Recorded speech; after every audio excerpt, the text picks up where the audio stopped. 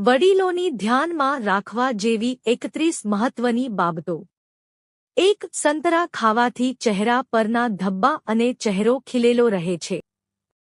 તેનાથી આપની બોડીમાં લાંબા સમય સુધી હાઇડ્રેટેડ રહેશે અને આપની સ્કિનમાં ભેજ રહેશે, જેનાથી ચહેરો ફાટવા અને ડ્રાય થવા જેવી સમસ્યા થશે નહીં। 2. વાળ માટેનો નેચરલ કલર બનાવવા માટે 1 ગ્લાસ ગરમ પાણી મૂકો। આ પાણીમાં 3 થી 4 ચમચી ચા પત્તી નાખો। હવે આ પાણીને ધીમા ગેસ બરાબર ગરમ થવા દો। ત્યારબાદ બીટનો જ્યુસ મિક્સરમાં કાઢી લો। હવે એલોવેરા જેલ, ચા પત્તીનું પાણી, બીટનો જ્યુસ પ્રોપર રીતે મિક્સ કરી લો, તો તૈયાર છે વાળ માટેનો નેચરલ કલર। 3. મૂળામાં ગ્લુકોસિનોલેટ્સ નામનું એક પ્રકારનું સલ્ફર હોય છે, જે કેન્સરને રોકવામાં મદદરૂપ છે। 4. જેઠિમડના મૂળમાં કેન્સરનું જોખમ ઘટાડવાની ક્ષમતા પણ હોય છે। 5. બદામમાં કેલરી વધુ હોય છે અને તેનું વધુ સેવન કરવાથી શરીરમાં કેલરીની માત્રા વધી શકે છે। 6. વાળ ઓળવા માટે પ્લાસ્ટિકના કાંસકોનો ઉપયોગ ન કરવો જોઈએ। 7. ફર્મન્ટેડ રાઈસ અને દાળના બેટરથી બનાવવામાં આવતી ઇડલી પેટ માટે હળવી હોય છે, તે બ્રેકફાસ્ટમાં ખાવા માટે બેસ્ટ ઓપ્શન છે। 8. તમારે વોક કરતા સમયે તમારા શરીરના પોશ્ચરનું ખાસ ધ્યાન રાખવું જોઈએ। તમારે ક્યારેય પણ ઝૂકીને ન ચાલવું જોઈએ। એવામાં વોક કરતા સમયે શરીરને એકદમ સીધું રાખો।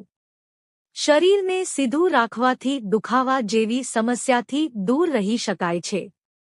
9. એપલ સીડર વિનેગરને ગરમ હૂંફાળા પાણીમાં લેવું જોઈએ। આમાં 3 થી 4 ચમચી એપલ સીડર વિનેગર ઉમેરીને હળવે હળવે પીવું જોઈએ। 10. મૂળા ફાઇબરથી ભરપૂર હોય છે, જે પાચનક્રિયાને સ્વસ્થ રાખે છે। મૂળાને તમારા શિયાળાના ડાયટમાં ઉમેરવું જોઈએ। 11. બાળકના શરીરને જો તમે સ્વસ્થ રાખવા માંગો છો, તો તેને સવારના પ્રાકૃતિક પ્રકાશમાં લઈ જાઓ।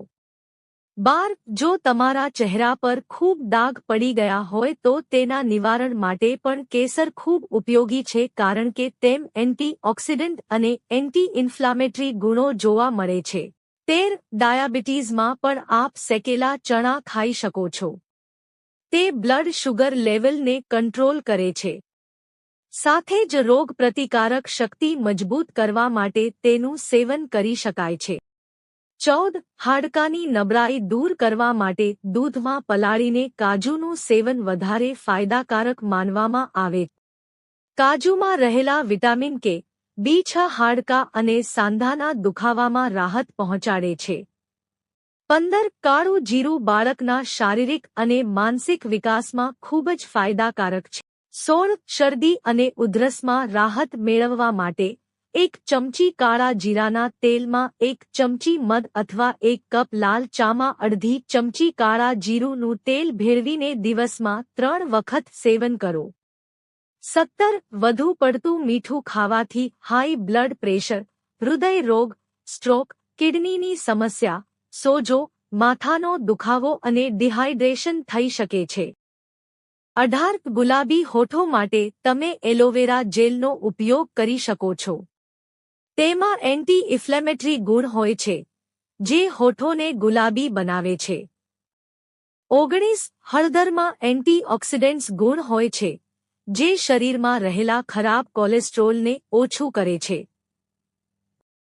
હળદરના સેવનથી બ્લડ ફ્લો પણ સુધરે છે।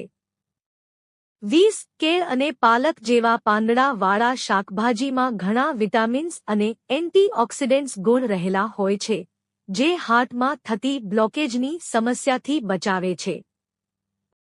21. લસણમાં એન્ટી ઇન્ફ્લેમેટરી અને એન્ટીઓક્સિડન્ટ્સ ગુણ હોય છે, જે શરીરમાં બ્લડ પ્રેશરને નિયંત્રણમાં રાખે છે।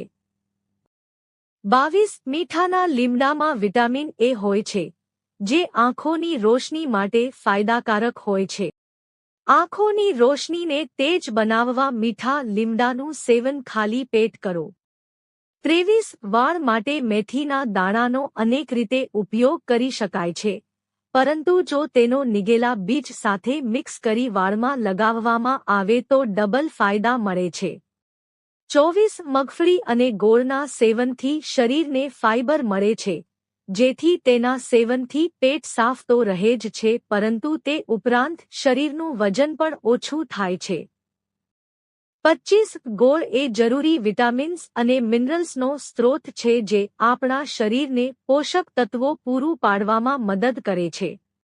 26 જો તમને સ્વીટ્સ ખાવા બહુ પસંદ હોય પણ સુગર હોવાના લીધે ખાઈ ન શકતા હોવ તો ઘી ગોળ તમારી માટે એક ઉત્તમ વિકલ્પ છે. ઘી ગોળ તમારી મીઠી તૃષ્ણાઓને સરળતાથી સંતોષી લેશે. 27 મશરૂમનું સેવન કરવાથી વિટામિન ડીની ઉણપ દૂર કરી શકાય છે.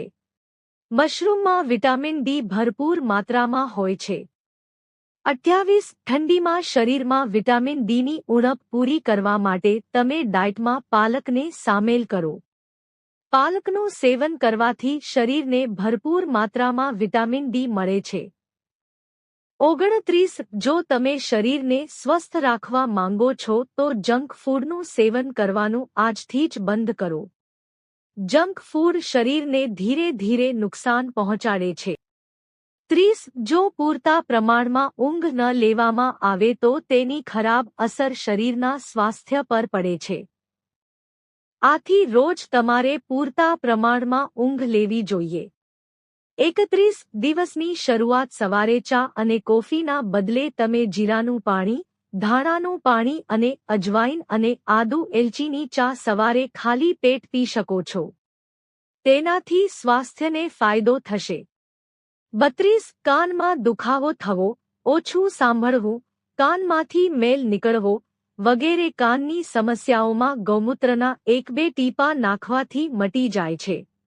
33 હૃદયરોગના દર્દીઓએ ઘીના બદલે રસોઈ તેલનો ઉપયોગ કરવો જોઈએ અને ઘી ખાવાનું ટાળવું જોઈએ.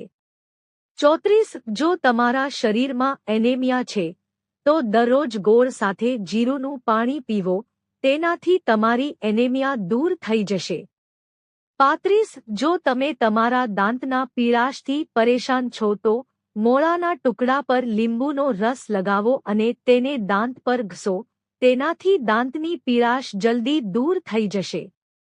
જો તમને આ વિડિયો ગમ્યો હોય તો લાઇક કરો, મિત્રો સાથે શેર કરો અને ચેનલને સબસ્ક્રાઇબ કરો. ધન્યવાદ.